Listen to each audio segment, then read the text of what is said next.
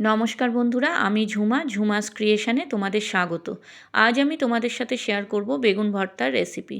বন্ধুরা, এই বেগুন ভর্তা কিন্তু আমি বেগুন পুড়িয়ে করিনি, এটা একদম অন্যরকমভাবে করেছি। তাই বেগুন পোড়ানোর ঝামেলা ছাড়াই অসাধারণ এই রেসিপিটা তোমরা একবার হলেও করে দেখো আর আমাকে কমেন্টে জানিও কেমন হয়েছে। আর এটা তো গরম ভাত বা রুটির সঙ্গে অতুলনীয়। তাহলে চলো বন্ধুরা, আমি কিভাবে করেছি তোমাদেরকে দেখিয়ে দিই। প্রথমে বেগুনগুলো আমি এরকম গোল গোল করে কেটে নিলাম। খুব বেশি মোটা করে কাটবো না বন্ধুরা, একটু পাতলা করেই কাটতে হবে। এবার বেগুনগুলো ভালো করে জল দিয়ে ধুয়ে এর মধ্যে এবার আমি নুন হলুদ মাখাবো। এতে দিলাম 1/2 চামচ হলুদ, 1/2 চামচ লঙ্কার গুঁড়ো, 1 চামচ নুন আর 1 চামচ চিনি। এই চিনিটা দিলে কিন্তু বেগুনের তেলটা কম টানে। এবার সবগুলো ভালো করে বেগুনের সঙ্গে মাখিয়ে নেব। খুব ভালো করে বেগুনের সঙ্গে নুন হলুদ লঙ্কাটা মাখিয়ে আমি কিছুক্ষণ রেখে দিলাম। এবার কড়াইতে সর্ষের তেল দিলাম। তেলটা গরম হলে এতে আমি 4টে শুকনো লঙ্কা দিয়ে দিলাম। এই শুকনো লঙ্কাটা একটু লাল লাল করে ভেজে তুলে নেব। দেখো, শুকনো লঙ্কাটা ভাজা হয়ে গেছে। এবার আমি এটা তুলে নেব।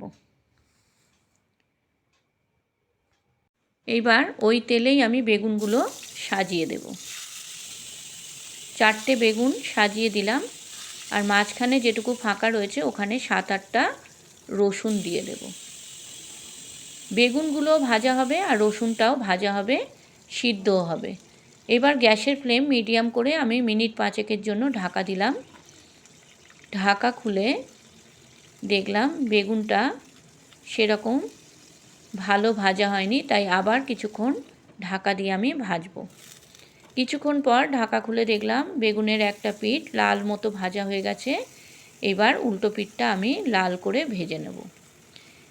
রসুনগুলো ততক্ষণে ভাজাও হবে, সিদ্ধও হবে। আবার আমি 5 মিনিটের জন্য ঢাকা দিলাম।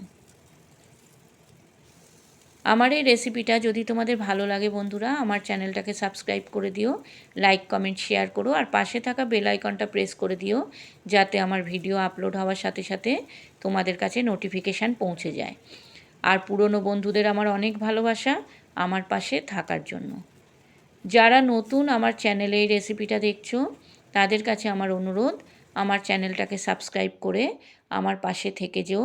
আমিও তোমাদেরকে কথা দিচ্ছি তোমাদের পাশে থাকবো। দেখো, বেগুনটা দুপিটি ভাজা হয়েছে। এবার আমি তুলে নিলাম। রসুনগুলো তুলে নেব।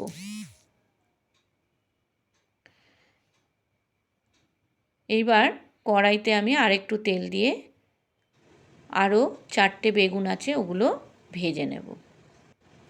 এইভাবে সব বেগুনগুলো আমি ভেজে নেব।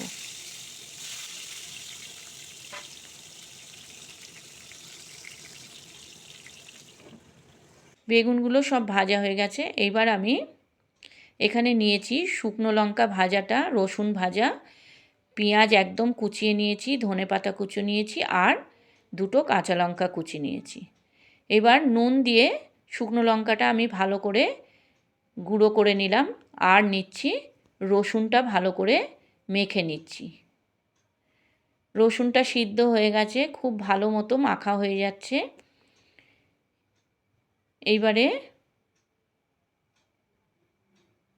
সবগুলো আমি নিয়ে নেব, পেঁয়াজ ধনেপাতা সবগুলো একসঙ্গে মাখবো। প্রথমে পেঁয়াজটা মেখে নেব একটু তেল দিয়ে। ভালো করে পেঁয়াজ ধনেপাতা সব মাখতে হবে। এখানে কাঁচা লঙ্কাও দিয়েছি, আবার শুকনো লঙ্কাও দিয়েছি। ঝালটা তোমরা তোমাদের পরিমাণ মতো নিও। বেগুন ভর্তায় একটু ঝাল দিলে ভালোই লাগে। খুব ভালো করে মেখে নরম করে নিতে হবে পেঁয়াজটা ধনেপাতাটা। এবারে আমি বেগুনগুলো দেব। দেখো, খুব ভালো মতো মাখা হয়ে গেছে। এবার বেগুনগুলো আমি সব ছাড়িয়ে নেব। বেগুনগুলো নিয়ে আমি খোসাগুলো ফেলে দেব।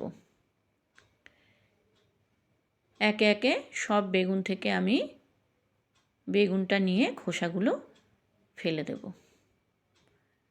অসাধারণ একটা রেসিপি বন্ধুরা, একবার হলেও তোমরা এইভাবে করো। এটা গরম ভাত বা গরম রুটির সঙ্গে অতুলনীয় লাগে। যেহেতু বেগুন ভাজার সময় নুন দিয়েছি, তাই নুনটা এখানে কম দিয়েছি। নুন আর ঝালের পরিমাণটা তোমরা বুঝেই দিও। বেগুন ভর্তা মাখা হয়ে গেছে, এবার আমি তুলে নিলাম। দেখো বন্ধুরা, দেখতে লোভনীয় হয়েছে না? খেতেও কিন্তু অসাধারণ হয়েছে। তোমরা এইভাবে একবার হলেও করে দেখো আর আমাকে কমেন্টে জানিও কেমন হয়েছে। তোমরা যারা ফেসবুক থেকে আমার এই রেসিপিটা দেখছো, তারা আমার ফেসবুক পেজটা প্লিজ ফলো করে দিও। আর যারা ইউটিউব থেকে দেখছো, তারা আমার ইউটিউব চ্যানেলটা সাবস্ক্রাইব করে দিও। তোমরা ভালো থেকো, সুস্থ থেকো, সবাই সবার পাশে থেকো। ধন্যবাদ বন্ধুরা।